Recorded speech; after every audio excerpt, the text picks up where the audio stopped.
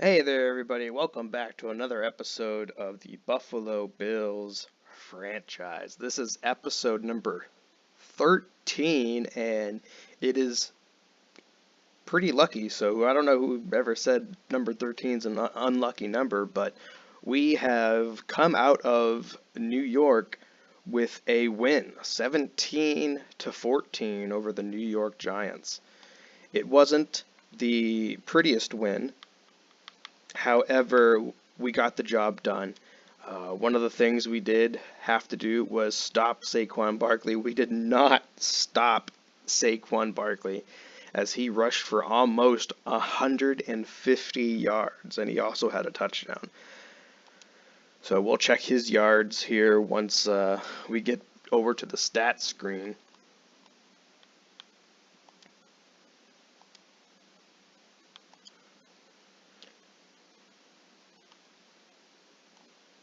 So let's look at the Bills first. Josh Allen, 186 yards, 2 touchdowns, taking 2 sacks, and having a 59% pass completion rate.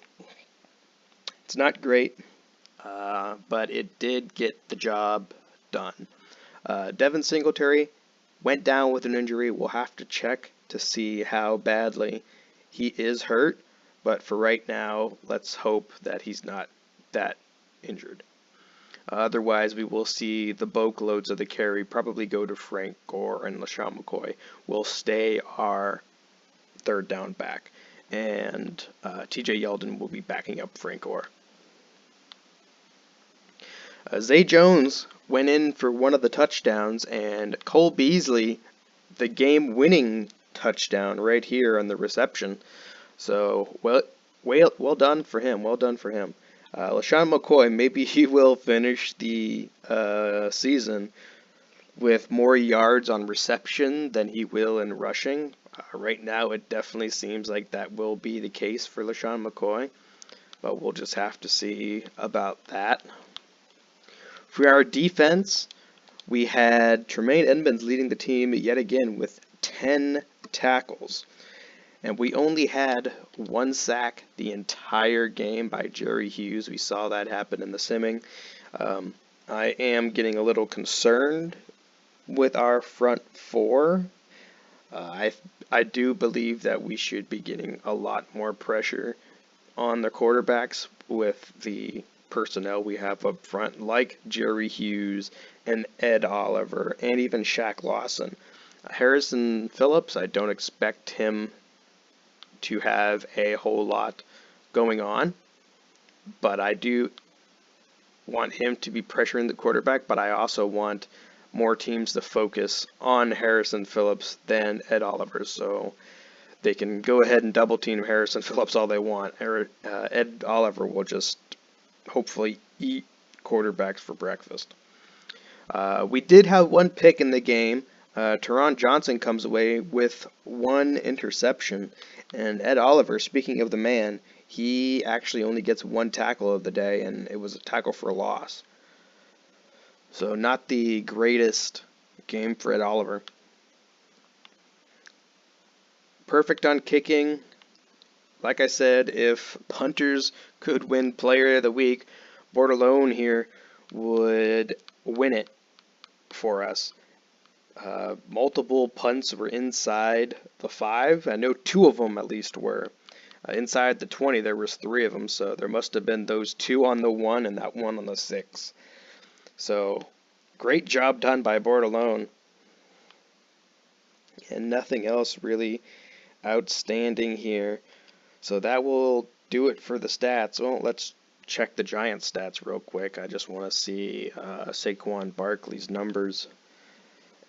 Eli Manning, not the greatest day. Maybe they should switch to Daniel Jones here moving forward, but we will have to find out on that. Eli Manning threw for 60% completions, took a sack, and threw a pick. Saquon Barkley, not quite 150 like I thought it was going to be. It was only 139, but he did rush for 2 touchdowns. So yeah, our front 4 and our linebackers did not do their job against him. I'm not surprised by that just because it is Saquon Barkley. Meanwhile, their sacks, they actually sacked us twice. B.J. Goodson and Kareem Martin coming in and getting to Josh Allen. Rosas missing a field goal, it looks like. That's actually pretty shocking. Alright, hopefully Devin Singletary's injury is not hard or long, and it doesn't actually seems like he is injured. And in fact, he is not, so that's good. So we will have TJ Yeldon coming back next week. So let us go ahead and advance the week. And we will be staying home this coming week as we take on the Cincinnati Bengals with their new coach in Zach Taylor. Looks like the Cincinnati Bengals are 0-1-1 for this season so far, so that's pretty close for accurate, finishings on the ratings there. But we'll just have to find out what happens. And Zay Jones will get a breakout player opportunity this week, so that will be fun. X Factor will probably be Geno Atkins. We'll have to score a rushing touchdown against him, obviously. Let's do some training here before we end the day, before we end this recap video. As you saw, Cody Ford was injured, so he is no longer one of our focus players. Ed Oliver actually came back and is now one of our focus players yet again. I had Dawson Knox in there just because I like Dawson Knox a lot. Devin Singletary, I want to get his speed up, so hopefully we can do that. Speaking of Ed Oliver, he gets an upgrade here. Let's check to see what he might want and need. I wouldn't mind getting his finesse moves up a little bit. So let's put a point into his finesse moves, but we want him to stay as a scheme fit. That's for sure, so we can get that upgrade, that extra XP during the week. And finesse moves does go up, and so does his agility and a bunch of other points here. So here are Ed Oliver's ratings going into week number 3 against the Cincinnati Bengals. The next player we have a skill point for is Eddie Yarborough. And we are probably just going to put this into a running. Actually, no, we're going to put this into power rusher. So he can get that power rushing trait up into the 70s, and then we can hopefully just leave that alone. And it does. It will actually go to 72. So that is very nice to see right there. And this will be our first time being able to scout as well. Let's take a look at our salaries real quick to see what players are up, how many years they have left on their contract. LaShawn McCoy will be a player to watch. We'll have to see how much he regresses. Lorenzo Alexander, honestly, he's probably going to retire after this year, so we will have to look into replacing him along with Frank Gore. So that is 2 of our basically top running backs here thinking about retiring or thinking about not coming back to the team next year. Brock Osweiler, not really too worried if he comes back or not next year. Jordan Phillips, same thing here. Shaq Lawson, he has 1 year left on his contract. We might have to re-sign him depending on how he plays for the rest of the year. Isaiah McKenzie, once again, not too worried. Quentin Spain, I would love to bring back Quentin Spain again, just so we can have that offensive line push. Jason Kroom, not too worried about him.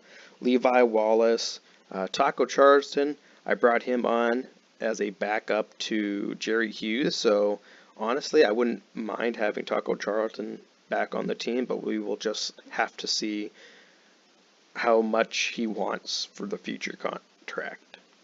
Ryan Lewis and Alexander here. Looks like we don't really have to worry about too much of our really focused players that we want to keep. Looks like we'll have to look for another running back as it is. So let's go ahead and see what we can find scouting players. And we are going to just auto-generate. So the Madden service can do that for us. And immediately, we only have 2 quarterbacks that fit our scheme. Tremaine Kilgore and Eric Stevenson are the only 2 top quarterbacks that fit our scheme. Devin Brock looks like he might just be another Josh Allen, to tell the truth. So let's continue here. Running backs, let's go ahead and not scout running backs for now, but let us go ahead and scout some wide receivers because we have quite a bit of talent in the first round. We have seven talented first round receivers that might go. So let's go ahead and scout them just because we can, and it is going to cost less for us. So we're going to scout all these guys. And of course the guys that fit our scheme are a little bit overrated, but these guys up here, they're not that quite overrated. Matthew Albright, a great route runner. Very rarely do you see route runners with first round capabilities coming out of Notre Dame, so that could be very interesting.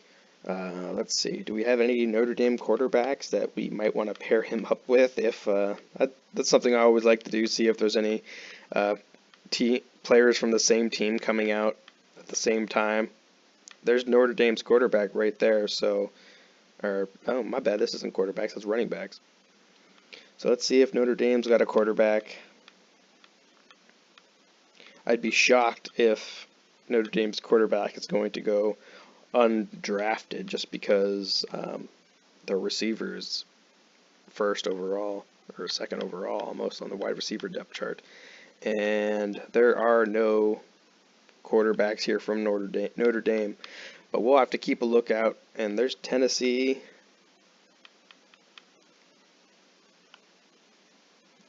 So Kilgore and actually there's another Tennessee guy down here too, Stuart Baldwin. So Kilgore is getting his shot at Darius Manning, and that's why he's given the ball so much. So that's nice. Let's go ahead and continue scouting these wide receivers. And the rest of the wide receivers are a little bit overrated, but the first 3 are pretty top. Alright there, guys. That does it for our second recap video of the regular season. And that was us recapping the video against, or I guess I should say, the game against the New York Giants. So hopefully we can beat the Cincinnati Bengals and continue this winning streak. I will be shocked if we do continue this winning streak. So thanks again for watching, guys. Stay safe out there and be kind to one another. I'll talk to you all soon.